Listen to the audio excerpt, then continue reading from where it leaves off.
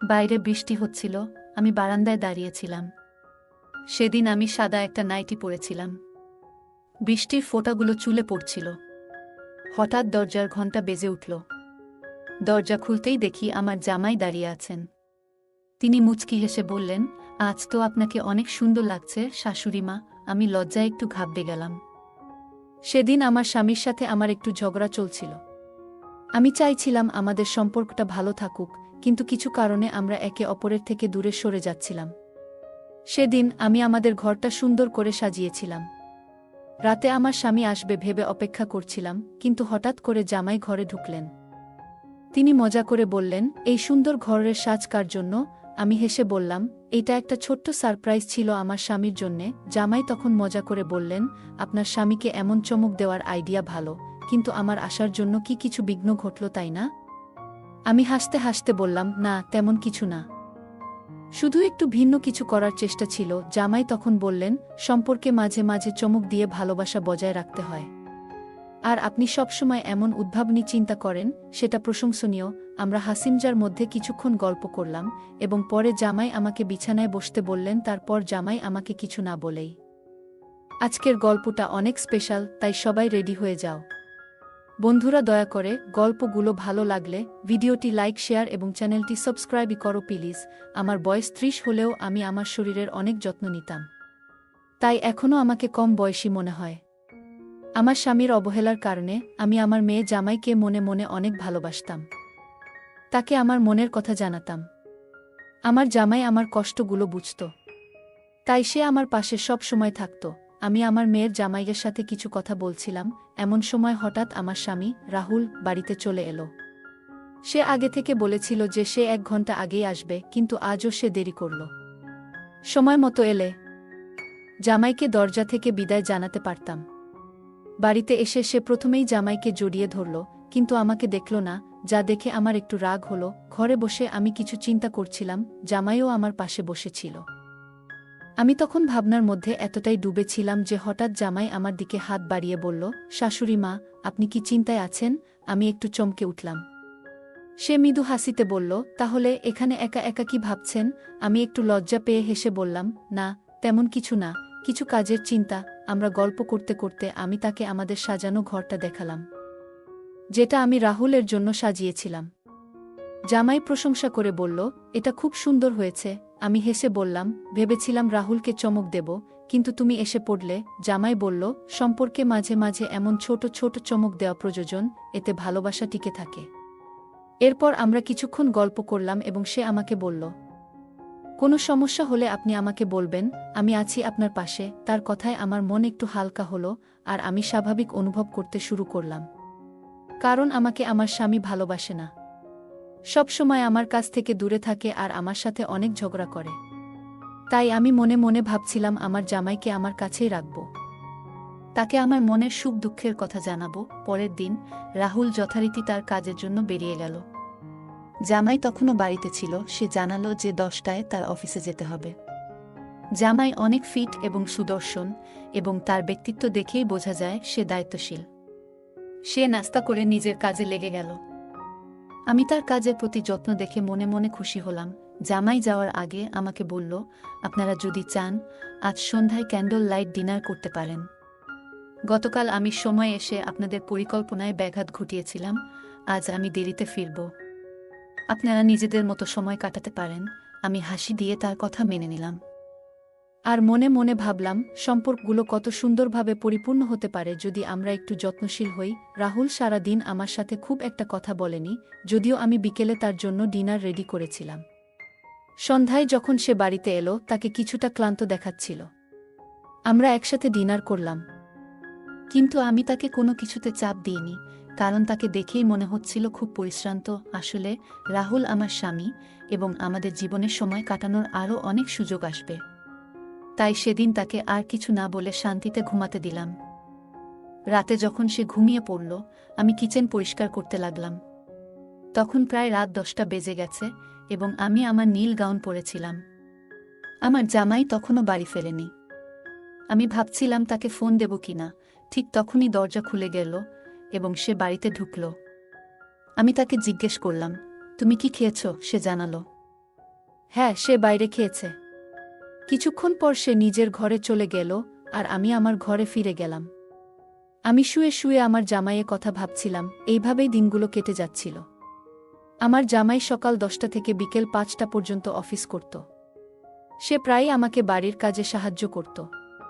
তার এই সহযোগিতা দেখে আমি ভাবলাম, আমার মেয়ে কত ভাগ্যবতী যে এমন একজন যত্নশীল এবং সাহায্যকারী মানুষকে জীবনসঙ্গী হিসেবে পেয়েছে। একদিন আমি রাহুলের কাপড় ঠিক করছিলাম, তার শার্টগুলো ধোয়ার জন্য আলাদা করছিলাম।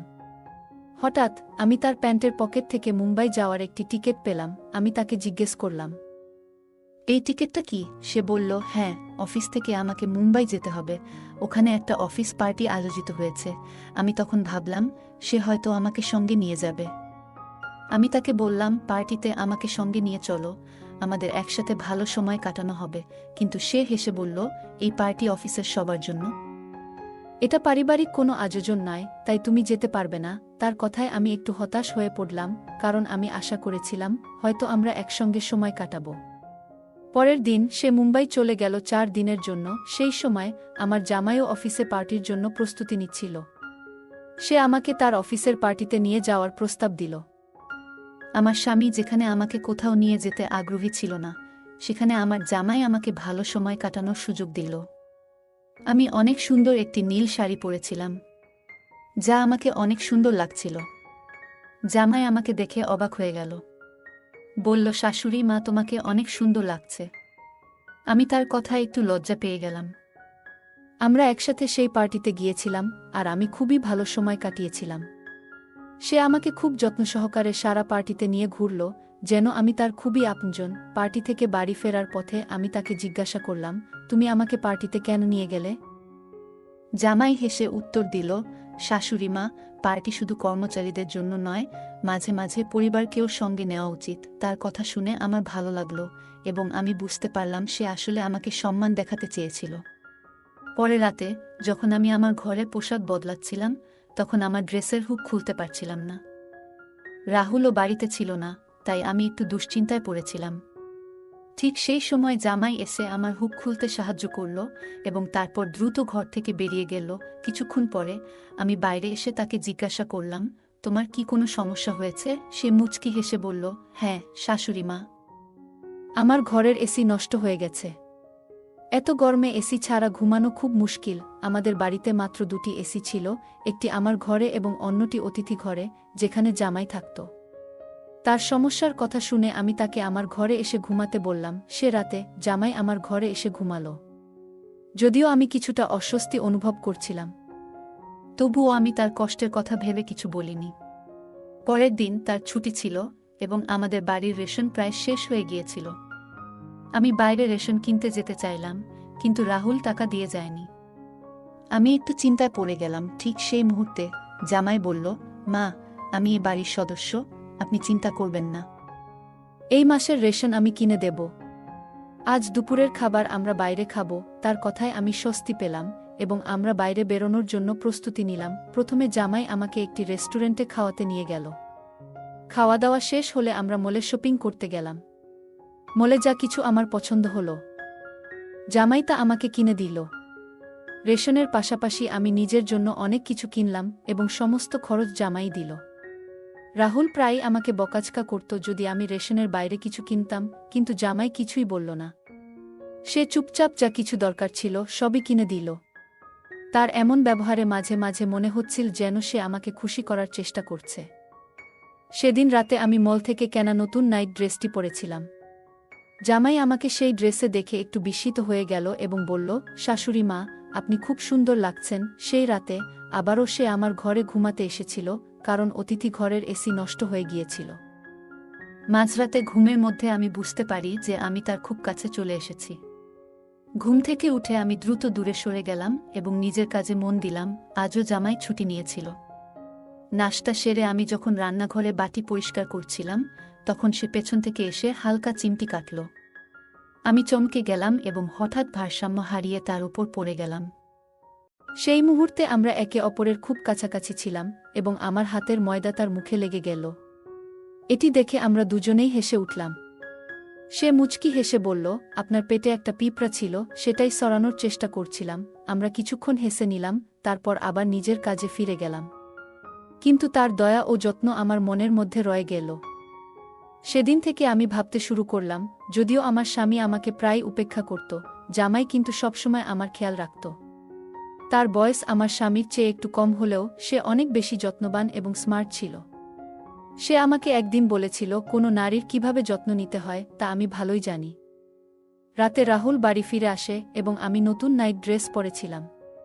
রাহুল অবাক হয়ে আমাকে জিজ্ঞাসা করল, এই ড্রেস কোথা থেকে এলো?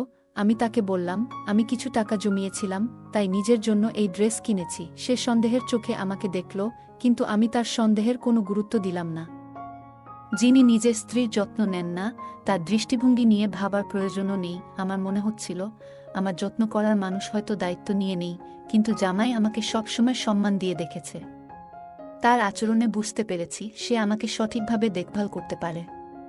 আমি তখন বুঝে গিয়েছিলাম, এই সম্পর্কের যত্ন করতে হবে যাতে এর সৌন্দর্য বজায় থাকে। সেই দিন থেকে আমি একটু রাহুলের কাছ থেকে দূরত্ব রাখার চেষ্টা করছিলাম। পরের দিন রাহুল এবং জামাই দুজনেই নিজেদের সময় মতো অফিসে চলে গেল। আমি কিচেনে কাজ করতে করতে ভাবছিলাম, আমি কি ভুল করছি? জামাইদের প্রতি আমার আকর্ষণ কি আমার স্বামী রাহুলের প্রতি অন্যায়? এই ভাবনার সঙ্গে আমি একটি পরীক্ষা নেওয়ার সিদ্ধান্ত নিলাম। আমি রাহুল এবং জামাইকে একটি মেসেজ পাঠালাম, আমার শরীর খুব খারাপ লাগছে। দরজা খোলা আছে, আমি আমার ঘরে বিশ্রাম নিচ্ছি। মেসেজ পাঠানোর কিছুক্ষণ পর জামাই দ্রুত বাড়ি চলে এলো। ঘরে ঢুকেই সে আমার ঘরে এসে আমার অবস্থা দেখতে লাগল। তার মুখে চিন্তার ভাব স্পষ্ট ছিল। আমি তখন হেসে উঠলাম। জামাই কিছুটা অবাক হয়ে বলল, এটা মজা করার সময় নয়। আপনি বললেন আপনার শরীর খারাপ, আমি তো খুব চিন্তিত হয়ে পড়েছিলাম। আসলে কি হয়েছে? আমি তখন তার হাত ধরলাম এবং বললাম, আমার কিছু হয়নি, আমি একদম ঠিক আছি। আমি শুধু পরীক্ষা করতে চেয়েছিলাম কে বেশি আমার যত্ন নেয়। তুমি আজ এই পরীক্ষায় পাশ করলে। জামাই আমার কথা বুঝে হালকা হেসে ফেলল। আমরা ধীরে ধীরে কাছাকাছি আসতে লাগলাম, কিন্তু ঠিক তখনই রাহুল ঘরে ঢুকে পড়ল। আমাদের একসঙ্গে দেখে তার চোখ বিস্ময়ে বড় হয়ে গেল। সে দ্রুত এগিয়ে এসে আমাকে জামাই থেকে দূরে সরিয়ে দিল এবং অবাক হয়ে জিজ্ঞাসা করল, এটা কি হচ্ছে? তুমি কি তোমার জামাইয়ের সঙ্গে এভাবে থাকতে পারো? রাহুল খুব রেগে গিয়ে বলল, তুমি একবারও আমার কথা ভাবনি? তোমার কি একটুও খেয়াল হয়নি যে তুমি কি করছা? আমি শান্তভাবে উত্তর দিলাম, না রাহুল। যখন তুমি তানিয়ার সঙ্গে থাকো তখন কি তোমার মনে একবারও আমার কথা আসে? আজ আমি জানতাম তুমি আমার কোনো খবর নেবে না, তাই ইচ্ছে করে তোমাকে দম্পতির মতো তোলা আমার আর জামাইয়ের একটা সেলফি পাঠিয়েছিলাম। মেসেজেও ইচ্ছে করে লিখেছিলাম, আমি তার সঙ্গে ভালো সম্পর্ক তৈরি করছি। রাহুল অবাক হয়ে বলল, তানিয়া, তুমি কি এসব বকছ কেন? তখন আমি তার মিথ্যার সব প্রমাণ তুলে ধরলাম। ওর এবং তানিয়ার ছবিগুলো দেখালাম। আমি তার সম্পর্কের সবকিছু আগে থেকেই জানতাম, কিন্তু এতদিন নিজের দাম্পত্য জীবনের জন্য চুপ ছিলাম। আমি ধৈর্য ধরে বললাম, অফিসের মিটিংয়ের নামে তুমি বাইরে গিয়ে তানিয়ার সঙ্গে সময় কাটাও, তার জন্য অনেক খরচ করো। অথচ আমি যখন ছোট্ট কিছু চাই তখনই তোমার মুখে শুধু খরচের কথা শোনা যায়। আমার সব অভিযোগ শুনে রাহুল হতবাক হয়ে গিয়েছিল। আমি আরও বললাম, আমি এতদিন চুপ থেকেছি, ভাবছিলাম হয়তো আমারই কোথাও ভুল ছিল। কিন্তু তোমার আসল রূপটা জামাই আমাকে দেখিয়েছে। যখন আমি ভেঙে পড়ছিলাম, সেই সময় জামাই আমাকে সাহস জুগিয়েছে। রাহুল কিছু বলার চেষ্টা করছিল, কিন্তু আমি বললাম, তুমি যে সন্দেহ নিয়ে আমাদের দেখছ তা দূর করে একবার নিজের দিকে তাকাও। তুমি যা করেছ তারপরেও তোমার কি মনে হয় তুমি সঠিক? তুমি যদি ভাবো তোমার ভুল নেই, তাহলে আমার আর জামাইয়ের মধ্যে কোনো ভুল নেই। জামাই আর আমার মধ্যে কিছুই ভুল হয়নি। আসলে আমরা দুজনে মিলে তোমাকে একটা শিক্ষা দিতে চেয়েছিলাম, আর আজ তুমি যা দেখেছ সেটাও সেই নাটকেরই অংশ ছিল।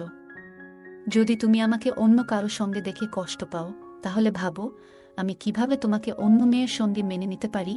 এবার রাহুল মাথা নিচু করে দাঁড়িয়ে রইল। আমি আমার ব্যাগ তুলে নিলাম এবং বাড়ি ছেড়ে যাওয়ার সিদ্ধান্ত নিলাম, কারণ আর কিছুই মেনে নিতে পারছিলাম না। কিন্তু সেই মুহূর্তে রাহুল আমার হাত ধরে আমাকে থামিয়ে দিল। সে ক্ষমা চাইল এবং প্রতিজ্ঞা করল যে আজ থেকে সে আর কোনো অন্য মেয়ের পেছনে যাবে না এবং আমার প্রতি বিশ্বস্ত থাকবে। আমি জামাইকে ধন্যবাদ জানালাম, কারণ তার সাহায্যে আজ আমার সংসার বাঁচল। আজকের দিনে আমরা দেখতে পাই যে অনেক পুরুষ ও নারী ভালোবাসার পরিবার থাকা সত্ত্বেও বাইরের সম্পর্কে জড়িয়ে পড়ছে। তবে এটা বোঝা দরকার যে বাইরের কেউ আপনার পরিবার বা সঙ্গীর মতো কখনোই আপনাকে আগলে রাখতে পারবে না। বাইরের মানুষ কেবল নিজের প্রয়োজন মেটাতে আসবে। বিয়ের বাইরের সম্পর্কের কারণে আজকাল বিবাহবিচ্ছেদের সংখ্যা ক্রমশ বাড়ছে।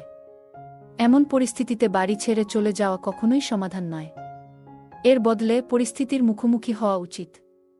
একজন স্ত্রী সেই ব্যক্তি হতে পারেন যিনি তার স্বামীকে ভুল পথ থেকে সঠিক পথে ফিরিয়ে আনতে পারেন। এটা প্রতিটি স্ত্রীর বোঝা উচিত। গল্পটা কেমন লাগলো জানাতে ভুলবে না। আরও মজার মজার রোমান্টিক গল্প শুনতে চাইলে ভিডিওটি লাইক, শেয়ার এবং চ্যানেলটি সাবস্ক্রাইব করতে এবং বেল আইকনটি ক্লিক করতে ভুলবে না। ধন্যবাদ।